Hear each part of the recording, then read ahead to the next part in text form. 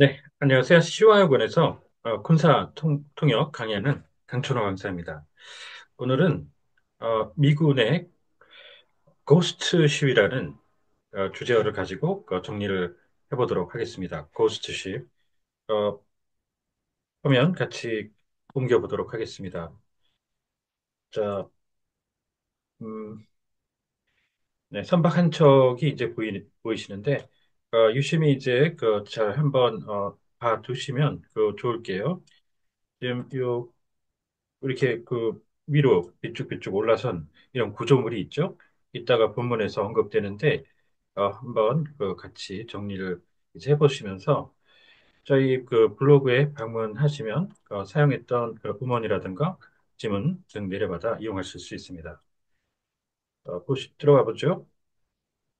음, 난파된 미군함 한 척은 태평양의 유령함으로 알려져 있는데 아주 탁월한 상태로 발견되었습니다. 자, 여기에서는 이제 exceptionally 어떤 배제되는 예외라는 의미가 있는데 지금 여기서는 물리적으로 발견된 상태에서 매우 매우 좋다. 그런 의미로 그렇게 어렵지 않게 식별이 가능하죠. 자, 그리고 이거는 이 군함이죠. warship, 전함이 아니고 군함입니다. 통칭. 이 군함이 없다면 군대 맥락이 아니라면 여기는 이제 유령선 이렇게 끝나야 되는데 여기서 군함이라는 전제가 주어졌기 때문에 또 큰 배기 때문에 정 조그만 배 군함이 아니고요. 큰 거니까 정이 아니라 함 이렇게 해서 유령함 그렇게 정리를 했습니다.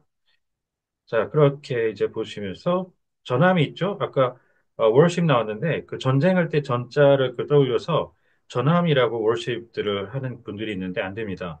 전함은 배틀십이라고 아예 따로 구체적인 한 항목의 군함이에요. 어, 군함과 전함 구분하시면서 일본의 한동안 우리나라에서 떠들썩했던 이 군함도라는 곳이 있죠. 영화로도 영화의 주제로 쓰이기도 했죠. 군함도라는 영화도 있었는데 이 군함도 그대로 하면 원래 Warship Island 이렇게 해야 되는데 여기를 여기 군함도 같은 경우는 Battleship 전함으로 쓰는 그걸 갖다 여기다 붙였습니다. Battleship Island 고유명사로. 자, 그러면서 이제 함정 이렇게 해서 이게 큰 군함 함과 조그만 이걸 합친 복합어예요. 그래서 이거를 밀리터리 베슬이라는 말이 있어요. 크기를 불문하고 쓰는 그런 단어로 정리를 해주시면은 함정 쪽에 쓰기 좋은데 관련해서 저희 블로그에 방금 링크 달아드린 곳에 따라 들어오면 이런 것을 볼 수가 있습니다. 단정과 주정 이렇게 해서 정이 작은 군함인데 그것도 이렇게 세분화를 해요. 주정은 좀 상당히 규모가 있는 큰 겁니다. 그렇지만 함까지는 가지 않는 큰 군함과 주정까지는 취역을 하고 취역기 받고 해서 이름도 부여받게 되는데 이 단정, 제일 조그만 단정은 그렇지 않습니다. 정. 그래서 여기 똑같은 강습 목적으로 쓰이는데 어떤 다른 분이 이제 정리한 거에도 보면 강습 주정, 어, assert craft 이렇게 하고 강습 단정, assert boat 이렇게 한 것도 있어요. 그 밑에 뭐 더 세분화해서 넣어드렸는데 참고로 해보시면 좋습니다. 자, 이렇게 해서 그다음 보시죠. 태평양의 유령함이라고 알려진 미 해군의 구축함 난파 잔해가 해중 조사진에 의해서 캘리포니아주 연안에서 발견되었습니다. 자, 이 언더시 나오면 해저라고 생각보다 많이들 해석하는데 이 해중이라고 합니다. 해중. 해저는 그 윗바닥이죠. sea floor 이렇게 들어가고요. 해중. 그다음에 이거는 지금 여기서는 범죄 혐의에 대한 게 아니죠. 그래서 수사가 아니고 반드시 조사라고 해주셔야 되고 조사진. 자, 이게 코스트가 해안이죠. 그 해안에서 조금 떨어졌다라는 얘기를 업스터 코스터 연안 이렇게 정리해 주시는데 자, 보시죠. 코스트 해안이 있고 비치 해변 우리가 흔히 백사장이라고 부르는 해변 그다음 니어 쇼어 연안 조금 더 멀리 가는 근해 이렇게 되는데요. 연안 그 근해 이렇게 해서 연한 그이라고도 이제 이거를 해석하시는 분들도 있고 근해라고도 해석하시는 분들도 있어서 그렇게 뭐 오버랩 되지 않는다거나 그러면 두 가지 다 괜찮은데요. 지금 여기서는 off the coast of 요거를 갖다가 여기다 대입해 보면 이 shore라는 말은 coast의 대체어로 이제 쓸 수가 있는 말인데요.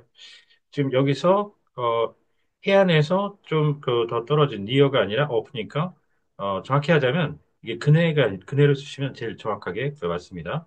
그래서 캘리포니아주 근해에서 이렇게 해서 구분해 주시면 되겠고요.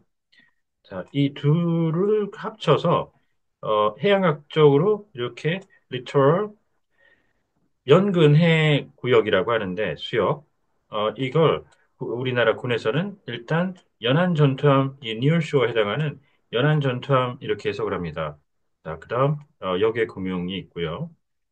자, 이렇게 해서 좀 더 확장된 형태로 보면 Inner Seas of SAS 잘못 여기 못하네요. Inner Sea SEA off the coast of 이렇게 하면 자 근해 이 내해 어, 그, 이 번역에서 그것도 바깥쪽을 하고, 아우러하고, 이너하고 나눠서, 내해 이렇게 표현을 해줄 수가 있습니다. inner sea 계시고요.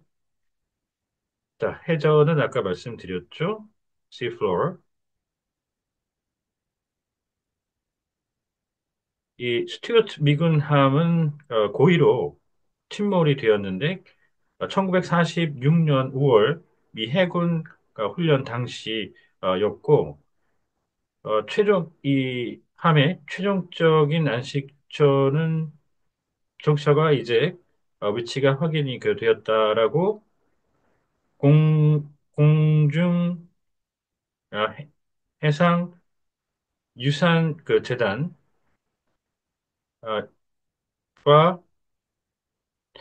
공중제 과 서치 회사가 성명을 통해 밝혔는데요. 이 둘은 이번 조사에 관여를 해왔고 그러한 내용이 이렇게 파일 게재가 됐습니다. 자, 다시 보시죠. 어, 헤리티지는 뭐 월드 헤리티지 그래고 세계 유산 할 때 쓰이는 어떤 물질적인 상대를 대상으로 할 때는 전통이 아니라 유산이라고 주로 가죠, 지금. 유산. 자, 그다음에 여기서 이 INC는 이제 incorporated 어, 법인으로 설립이 되었다는 약자라서 이게 뭔진 몰라도 어떤 업체구나라는 걸 알 수가 있는데 지금 여기서는 and가 쓰여서 이 처음부터 이 search까지 같이 들어가는 건지 그게 좀 헷갈릴 수가 있는데 지금 여기서는 파운데이션이 재단이죠. 재단이기 때문에 이 재단과 INC를 엮어보면 여기서 잘리는구나. 콤마가 없더라도 그렇게 정리를 할 수가 있겠습니다. 자, 공중해상 줄여서 공해 이렇게 줄일 수도 있습니다. 군사적으로는 좀 일반인들 알아듣기엔 좀 힘들 수가 있을 텐데요. 자, 그렇게 하고 이 파운데이션이 있고 파운딩이라는 말이 반드시 구분해서 군대를 창설한다 그럴 때 이 파운데이션을 절대 쓰시면 안 됩니다. 파운데이션은 지금 보시는 것처럼 재단 또 그것도 아니면 어떤 토대 이런 식의 묘사어로 쓰이죠. 이 파운딩은 어떤 국가를 처음 만들어 세운다거나 군대를 처음 만들어 세울 때 건국, 창설, 창군 이런 식으로 쓸 때 파운딩이라는 형태로 씁니다. 그래서 미국의 건국의 아버지들이 파운데이션 파더스가 아니고 파운딩 파더스라고 아시죠? 익히 들어보셨을 파운딩. 자, 수사 얘기는 드렸는데 아까 수사를 그래서 확실히 할 때는 criminal investigation 이렇게 써줄 수가 있습니다.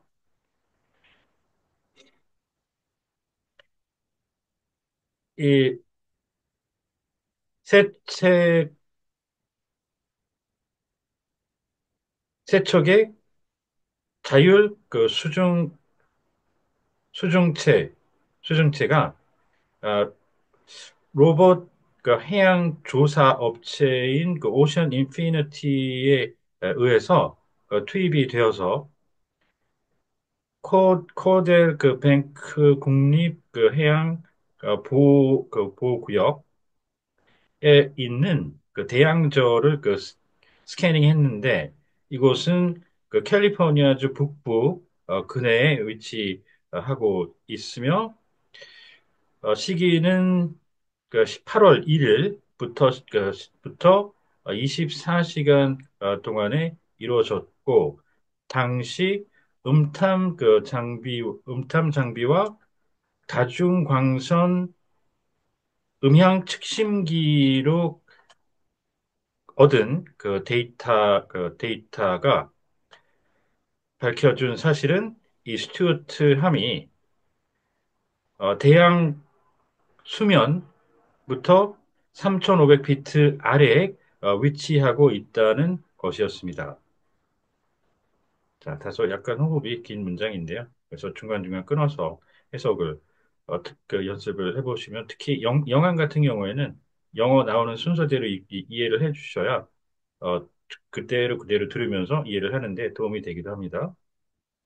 자, 수중이죠. 수상할 때 어, 이제 저 밑에서 surface라는 말이 수상으로 쓰인 건데요. 이 수상이 있고 지금 여기서 수중을 언더워터로 썼지만 이거에 반대되는 subsurface라고도 씁니다. 그 수중, 언더워터, subsurface 이렇게 해주시고요. 자, 그 다음에 여기가 아까 얘기 드린 캘리포니아 지금 바다 쪽이라는 거 우리가 아니까 이게 오프, 그 조금 더 떨어진 아까 off the coast of 거기서 사태구, 포태구 이렇게 오프라고 나오기도 합니다. 그래서 여기서 그렇게 정리를 해주시면 되는 거고요. 자, 이 surface는 여기는 바다 쪽이니까 수면을 뜻하는 수상인데 이게 그 두 가지가 되죠. 지상을 의미하기도 합니다. 군사적으로.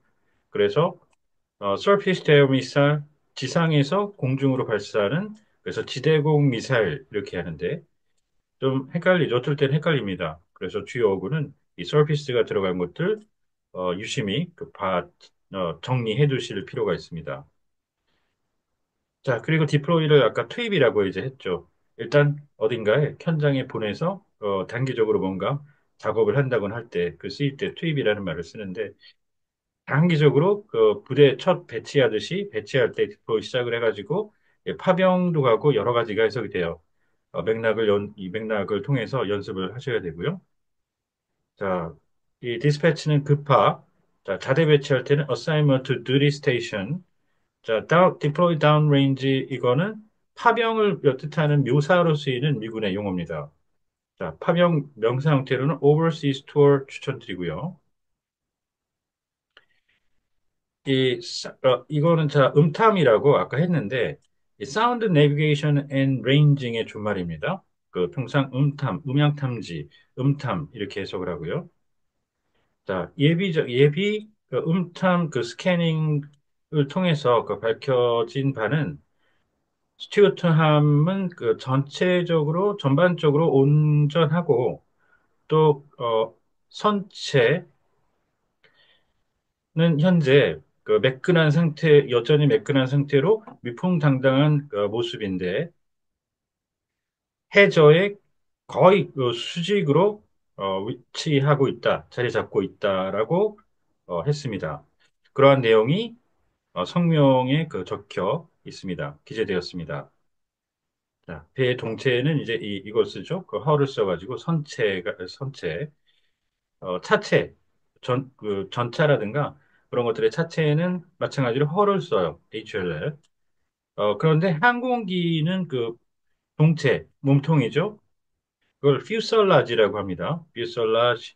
그다음 기체라는 말은 이 동체에다가 날개, 엔진 따위를 이제 붙여놓은 비행을 할 수 있도록 하는 상태로 만들어 놓은 어떻게 보면 이제 완성체예요, 기체가. 그래서 어떤 기사에는 기체 중에 동체 이렇게 해서 기체가 더 크다는 느낌을 확실히 받을 수 있는 문장도 보실 수가 있습니다.